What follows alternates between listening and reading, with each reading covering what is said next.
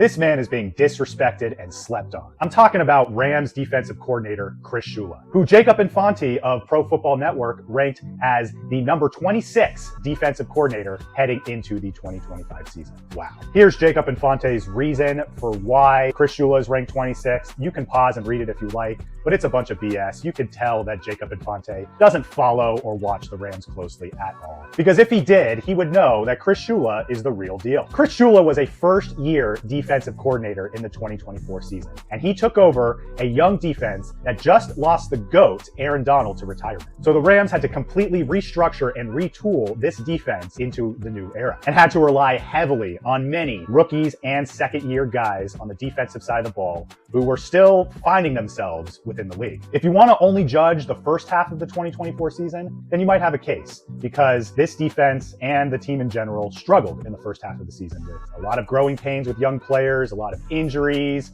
that kind of thing. But this is the tale of two halves, and the second half of the 2024 season was a completely different story. And the Rams defense completely carried this team in the second half of the season. Many people forget that this Rams offense struggled for a vast majority of the 2024 season, which is why the Rams this offseason signed Davante Adams and drafted Terrence Ferguson and drafted Jarquez Hunter to boost this offense in 2025. But as I said, this Rams offense struggled significantly throughout the 2024 season, and the Rams defense had to do most of the heavy lifting towards an NFC West title and make it all the way to the divisional round, and Chris Shula played a large role in that. Chris Shula helped make Jared Verse the Defensive Rookie of the Year in 2024. He helped make Braden Fisk a Defensive Rookie of the Year finalist in 2024. Cameron Kinchens also had a very strong rookie season on the defensive side of the ball. Second-year players, Kobe Turner and Byron Young, and third-year player, Quentin Lake, all had significant growth and made significant strides in the 2024 season